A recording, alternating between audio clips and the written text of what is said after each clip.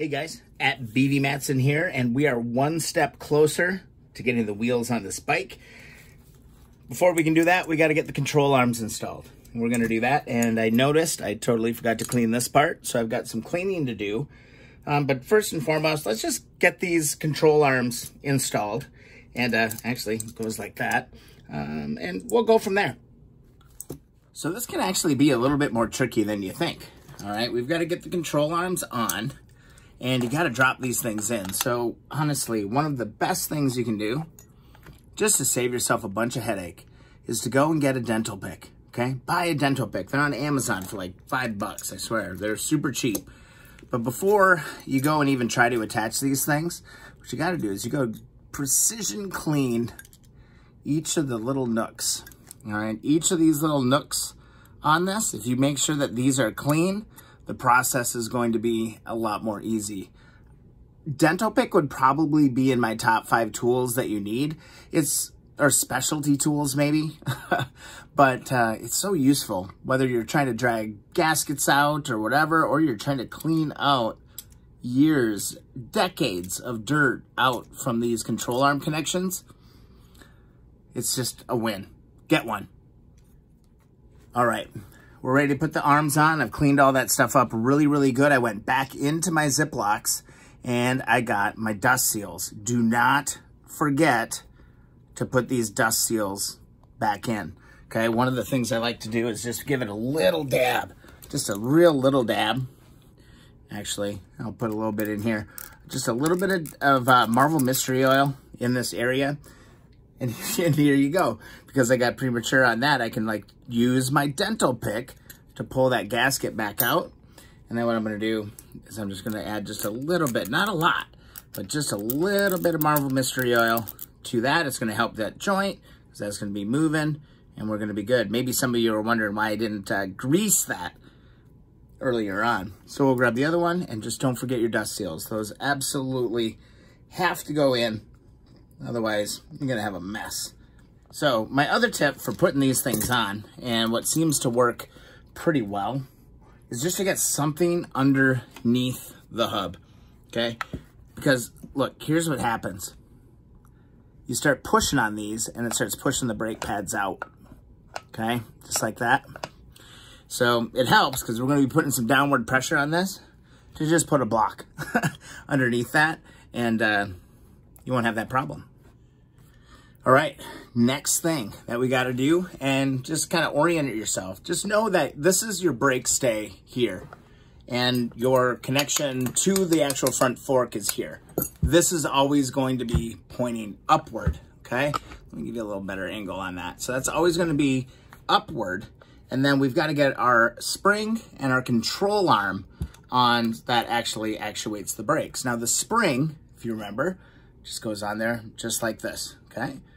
This little peg drops right into this little hole on the hub. Real straightforward, okay? But the next thing is that we got to get the control arm on. And here's where stuff can get a little bit weird, because you got to get the spring dropped into here, and then you've got to get your control arm. Now, here's an important deal. It's going to save you a ton of time. See, there's a flat edge right here on the joint where there are not any knurl marks on that. This clear, or this flat edge, needs to line up with there's a flat edge on the actual connector here. So you need to tie it up, but in order to do that, you got to fight this spring a little bit. All right, so the spring, and again, your control arm is pointing downward. You can deal with this later, but again, the deep cut is upward. So this is how this control arm is actually going to go. Goes like this. Okay, see, pop up, pop down, just like that.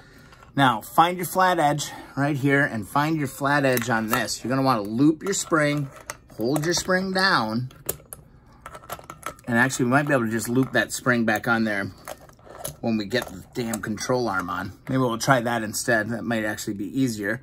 I'm just going to try and get these things lined up and drop that on.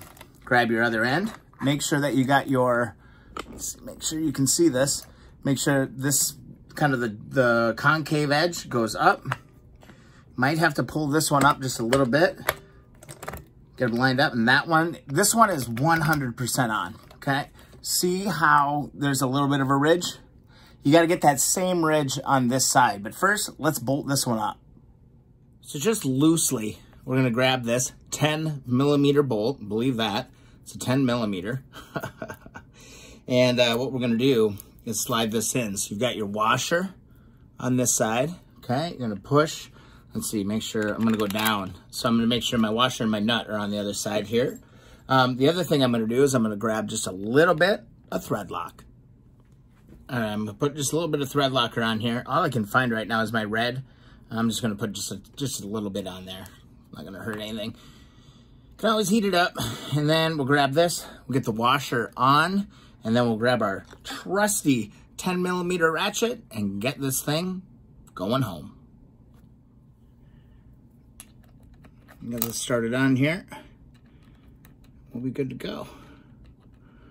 Now again, I'm not going to go like crazy tight with this, but I just want to get it in place because there's a little groove in there that's going to hold this control arm in place so I don't lose this one as I'm trying to get this one. Because this one can be kind of a challenge, getting this one lined up. So see how it's like down, but then look how a gap started. Here, let me give you a look here. This is important. See how when I pushed down, it created a small little gap in the brake. See that? Right? So I'm sitting here forcing on this control arm to go down. I'm actually pushing the brake pad away. And you need to keep that straight. So that's what I was talking about. It can be really helpful just to put something underneath that so that as you're trying to kind of articulate this thing and get this thing to go home, that you can just keep some down pressure on it and try to get this thing to go. This is never easy. I don't know what the trick is here, but we've got to get this thing down quite a ways. See that little gap there? That's got to be flush. Got to be flush. So what I ended up doing, guys, is just getting this brake pad, or the brake hub, latched in. I took my rubber hammer, and I just worked this down. Now you can see I've got that ridge, and now what I can do is I can actually just grab my other bolt and slide that in. That thing is a bear. I don't know what it is about it, but it is a bear. I'm going to put just a little bit of thread lock on this. Not going to go crazy with it. I know it's red. It should be blue. I just can't find my blue right now. I don't know where it is. So I'll put this on.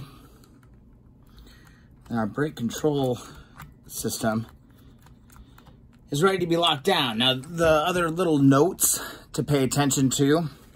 Again, our hub is up. This is a moving part here, just like that. That's where the space goes. See, you got this big piece here. It's going to go into the groove. Last thing we need to do is we need to get this spring connected. And, you know, honestly, flathead screwdriver is going to be your best bet on that. I'm going to roll this thing over. Give that a little push. And we're going to wrap that around here, just like that. And that is how the control arms go together. Let me wipe this thing off. I got some of that thread lock. I got a little aggressive with the thread lock. But anyway, there we go. That is contracting the brakes, all right? Our cable's gonna go there, and the brakes actually go out. God, how can I show you that really cool? Like on the edge here. Watch the edge, maybe. That'd be the best thing to do. See those brakes moving out? That's how they work, and that's how the control arms go on. Now, this part is where your speedo cable goes. Okay, it goes in. I've got a new screw that I'll put into there. But again, just reference point. Just remember, this is your brake stay. We're getting real close to putting this on the bike, guys. I hope this is useful. This was a little bit of a brain bender for me the first time I did it. So it's just orientation. I'm going to go ahead and tighten this stuff up and we'll be good to go. So if you enjoy the videos, please subscribe. Also, thumbs up the videos that you enjoy. It really helps me out. I've been loving getting the comments too. So leave comments. I love hearing what projects you guys are working on. Yeah, we're going to look at probably the rear brake hub next, and then we'll start looking at getting these wheels mounted on the 1972 CL350. Let me give you a little peek at what's going on. So there they are. There's the one. There's our front wheel. We're going to get that mounted up onto this CL350. I got the tank on it just for fun right now. And then we've got our rear down here, guys. These things, again, came out so fantastic. Cannot wait to get those things going. We're going to have to get it on the ground, though. So Workmate did great work for me. It worked. I didn't need a fancy motorcycle stand. This is, again, just literally a Workmate that I got for $20 at a garage sale. Got a couple bungee straps holding the back end on. And it works absolutely fantastic. I've got the wiring, kind of thinking through that whole process right now. So much cool stuff happening. There's where we're working right there. And next up, I got all the parts for the rear ready to go. Thanks for watching, guys. See you in the next video. Follow along at BV Mattson on Instagram and Twitter. See you there. I'm posting all kinds of stuff there, too.